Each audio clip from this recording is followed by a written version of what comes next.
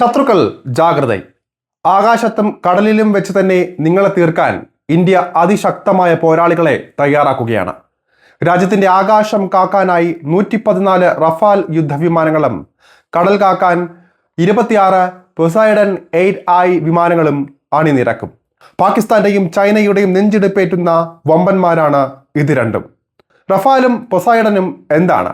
രാജ്യത്തിന്റെ കാവലാളുകളായി ഇവ എങ്ങനെ പ്രവർത്തിക്കും നോക്കാം. ഓപ്പറേഷൻ സിന്ദൂറിൽ പാകിസ്ഥാന്റെ നെഞ്ചകം തകർത്ത വജ്രായുധമായിട്ടാണ് റഫാലിനെ കണക്കാക്കുന്നത്. അതുകൊണ്ട് തന്നെ റഫാൽ കൊണ്ട് ഇന്ത്യ ആയുധപുര നിറയ്ക്കുമ്പോൾ എതിരാളികൾ ഭയക്കുമെന്ന കാര്യത്തിൽ തർക്കമില്ല.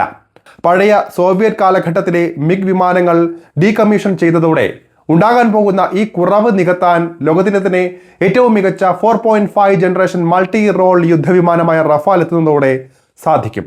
നേരത്തെ വാങ്ങിയ 36 വിമാനങ്ങൾക്ക് പുറമെ ഈ 114 എണ്ണം കൂടി എത്തുന്നതോടെ ഇന്ത്യയുടെ കൈവശമുള്ള ആകെ റഫാലുകളുടെ എണ്ണം 150ലേക്ക് ഉയരും. ഇത് അതിർത്തികളിൽ ചൈനയ്ക്കും പാകിസ്ഥാനും മേൽ ഇന്ത്യക്ക് വ്യക്തമായ ആധിപത്യം നൽകും. വെറുമൊരു യുദ്ധവിമാനമല്ല റഫാൽ, മറിച്ച് ആധുനിക സാങ്കേതിക വിദ്യയുടെ ഒരു വിസ്മയമാണ്. ഓംനി റോൾ ശേഷിയാണ് ഇതിന്റെ പ്രധാന സവിശേഷത. അതായത് ഒരേ സമയം തന്നെ ശത്രു വിമാനങ്ങളുമായി ആകാശ യുദ്ധത്തിൽ ഏർപ്പെടാനും താഴെ ഭൂമിയിലുള്ള ലക്ഷ്യസ്ഥാനങ്ങളിൽ കൃത്യമായി ബോംബ് വർഷിക്കാനും ഇതിന് കഴിവുണ്ട്. അത്യാധുനികമായ ആക്റ്റീവ് ഇലക്ട്രോണിക്കലി സ്കാൻഡ് അറേ അഥവാ AESA റഡാർ സംവിധാനത്തോടൊപ്പം ചേരുന്ന സ്പെക്ട്ര ഇലക്ട്രോണിക് വാർഫെയർ സ്യൂട്ടും റഫാലിന്റെ മുഖമുദ്രയാണ്. AESA റഡാർ ഒരേ സമയം പല ലക്ഷ്യങ്ങളെ നിരീക്ഷിക്കാനും ദീർഘദൂരത്ത് നിന്ന് തന്നെ ശത്രുവിനെ കണ്ടെത്താനും സഹായിക്കുന്നുണ്ട്. കൂടാതെ ശത്രുക്കളുടെ മിസൈലുകളെയും റഡാറുകളെയും റേഡിയേഷൻ ഉപയോഗിച്ച് തടയുന്ന സ്പെക്ട്ര എന്ന സംവിധാനമാണ് റഫാലിന്റെ ഏറ്റവും വലിയ സുരക്ഷാ കവചം. ദൂരപരിധിക്ക് അപ്പുറത്തുള്ള ലക്ഷ്യങ്ങളെ തകർക്കാൻ ശേഷിയുള്ള മീറ്റിയോർ മിസൈലുകൾ കൂടി ഇതിൽ ചേരുന്നതോടെ റഫാൽ ആകാശത്തെ ഏറ്റവും അപകടകാരിയായ വിമാനമായി മാറുകയാണ്. ആകാശത്തും കരയിലും ഇത്തരത്തിൽ റഫാൽ കാവൽക്കാരനാകുമ്പോൾ കടലിൽ അത്ഭുതം തീർക്കാനെത്തുന്നത് ബോയിങ് P-8I അഥവാ പൊസൈഡൻ 8I വിമാനങ്ങളാണ്. നാവികസേനയുടെ വിമാനവാഹിനി കപ്പലായ INS വിക്രാന്തിൽ നിന്ന് പറന്നുയരാൻ ഇതിന് ശേഷിയുണ്ട്. ഇന്ത്യൻ മഹാസമുദ്രത്തിലെ പറക്കുന്ന കാവൽക്കാരൻ എന്നാണ് ബോയിങ് P-8I അറിയപ്പെടുന്നത്. സമുദ്രത്തിനടിയിൽ ശത്രുക്കൾ സ്ഥാപിച്ച ആയുധത്തിന്റെ ചെറുചലനങ്ങൾ പോലും കണ്ടെത്താൻ ഈ വിമാനത്തിന് പ്രത്യേക കഴിവുണ്ട്. വെള്ളത്തിനടിയിലുള്ള അന്തർവാഹിനികളിൽ നിന്നുള്ള ശബ്ദ തരംഗങ്ങൾ പിടിച്ചെടുക്കാൻ വിമാനത്തിൽ നിന്ന് സോണോബോയികൾ കടലിലേക്ക് നിക്ഷേപിക്കും. ഇവ നൽകുന്ന വിവരങ്ങൾ വിശകലനം ചെയ്ത് അന്തർവാഹിനികളുടെ സ്ഥാനം കൃത്യമായി മനസ്സിലാക്കാൻ സാധിക്കും. ഒരിക്കൽ ശത്രുവിനെ കണ്ടെത്തിയാൽ വിമാനത്തിലുള്ള ഹാർപൂൺ മിസൈലുകളും ടോർപിഡോകളും ഉപയോഗിച്ച് അവയെ നിഷ്പ്രഭമാക്കാൻ P-8Iക്ക് സാധിക്കും. ഇതിലെ അത്യാധുനിക റഡാറുകളും സെൻസറുകളും ആയിരക്കണക്കിന് മൈലുകൾക്കപ്പുറമുള്ള ചെറിയ ബോട്ടുകളെ പോലും ട്രാക്ക് ചെയ്യാൻ ശേഷിയുള്ളതാണ്.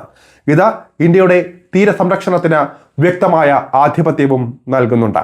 ചുരുക്കത്തിൽ 114 റഫാൽ വിമാനങ്ങളും 26 P-8I നിരീക്ഷണ വിമാനങ്ങളും സ്വന്തമാക്കാനുള്ള കേന്ദ്ര സർക്കാർ തീരുമാനം കേവലം ഒരു ആയുധ ഇടപാടായിട്ടല്ല കാണേണ്ടത്, മറിച്ച് ഇന്ത്യയുടെ പ്രതിരോധ നയതന്ത്രത്തിലെ നാഴികക്കല്ലായിട്ടാണ്.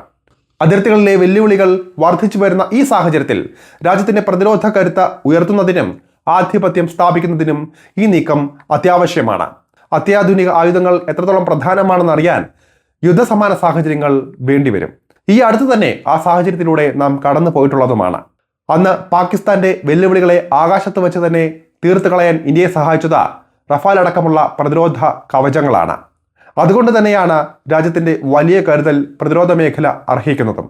ഇന്ത്യയുടെ പ്രതിരോധ ചരിത്രത്തിലെ ഏറ്റവും വലിയ സാമ്പത്തിക കരുതലാണ് 2026-27 സാമ്പത്തിക വർഷത്തെ കേന്ദ്ര ബജറ്റിൽ ദൃശ്യമാകുന്നത്. മൊത്തം കേന്ദ്ര ബജറ്റിന്റെ 14.67% വിഹിതം അഥവാ 7.8 ലക്ഷം കോടി രൂപയാണ് പ്രതിരോധ മേഖലയ്ക്കായി നീക്കിവച്ചിരിക്കുന്നത്. ഇത് രാജ്യത്തെ എല്ലാ മന്ത്രാലയങ്ങളിലും വെച്ച ഏറ്റവും ഉയർന്ന വിഹിതം കൂടിയാണ്. സൈനികരുടെ ക്ഷേമത്തിനൊപ്പം തന്നെ രാജ്യത്തിന്റെ സുരക്ഷാ സജ്ജീകരണങ്ങളും കാലാനുസൃതമായി പരിഷ്കരിക്കുക എന്നതും അത്യാവശ്യമാണ് നമുക്ക്.